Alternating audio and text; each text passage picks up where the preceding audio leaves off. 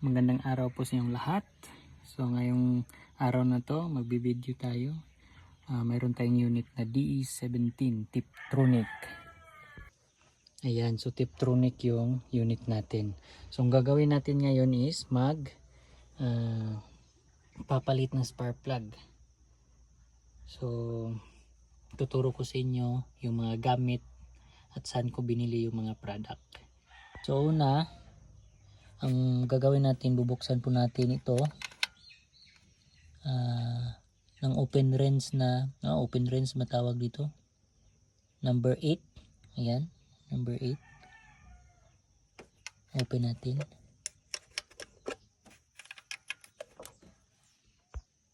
Ayan, nabuksan na po natin at makikita natin sa loob itong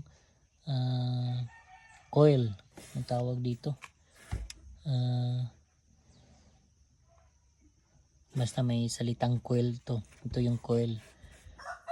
So ang gagamitin natin is number 10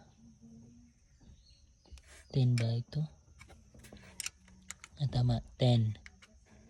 Okay, so 10 ang gagamitin. So hindi pala open range yung gagamitin natin kasi mahirap. Itong Y na number 10. Hindi ko alam kung anong tawag dito. Basta 10 yung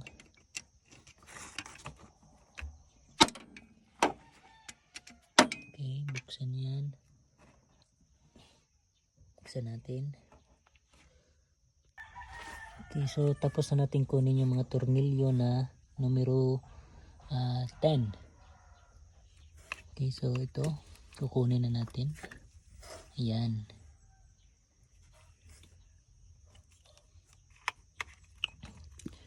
So naka-pattern naman ito. Hindi dapat ito magkapalit. Yung pinaka maiksi dito ilagay, yung medyo mataas dito sa gitna, at yung pinaka mahaba is dito. Ayan. So nasa loob yung spark plug. Ayan. Ayan. 3 spark plug. Okay, so kunin natin gamit ang in-order natin na tools na ito sa Shopee. So ilalagay ko yung link sa ibaba. Pwede nyo i-check. Mura lang ito.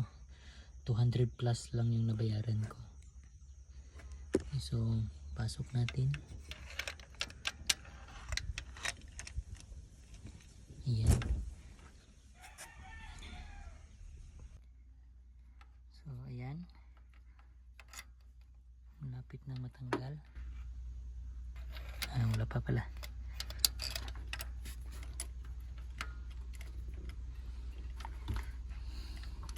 So itong tools natin na ginagamit ay numero 14 sa mga D17. Siguro halos 14 siguro yung spark plug. At kagandahan po ito ng gamit natin. No? Itong tools na to is mayroong magnetic. Pag matanggal na, pipikit lang yung spark plug sa tools natin at madali siyang makuha. So ayan, tanggal na natin. So sumasabay lang yung spark plug kasi magnetic yung tools natin. Ayaw malaglag, diba? Yan, so pangalawang spark plug na ito. Yan. So ayan yung lumang spark plug natin. Kung makikita nyo, sobra ng sunog. Pati dito sa ilalim nyo, sunog na. Iridium yung ginamit pala nila dati. So ayan, talagang kailangan ng palitan kasi sunog na itong part na ito. Ayan, kung makikita nyo,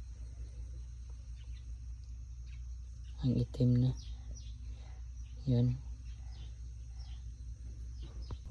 At ito yung ipapalit natin na 3. So ito ay laser iridium. Mas mataas to kumpara to sa dati na spark plug. Ito ordinary na iridium lang ito laser iridium. So susubukan natin kung maganda ba ang performance nito, kasi maganda daw to sabi pa nila, yung laser iridium. Ilalagay ko din yung link doon sa ibaba para ma-access nyo din kung saan to orderin. Sa Shopee ko to in order. Talagang legit ito. So ayan na yung luma nating spark plug. Ito naman yung bagong spark plug. So tingnan natin kung maganda ba itong bago, kasi itong bago is laser iridium, ito is iridium lang na NGK yung brand nila pareho, pero ang pinagkaiba laser itong isa. So mukha namang maganda yung material nito, pero titingnan pa din natin kung legit ba talaga ito, kasi marami ng fake sa online ngayon. So susubukan natin kung anong performance nito.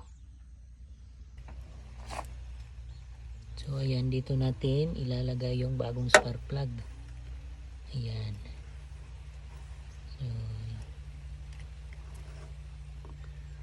makita nyo malalim yung lalagyan.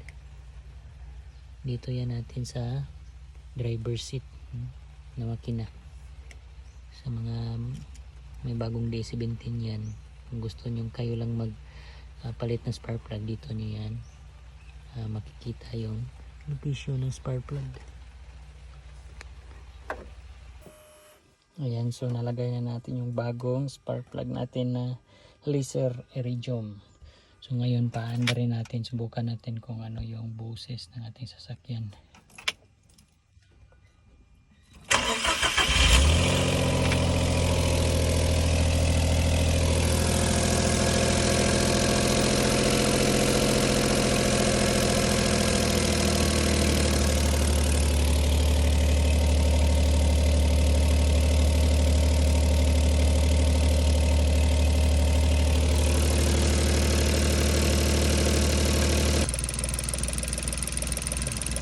So ayan na yung andar niya, umabot na ng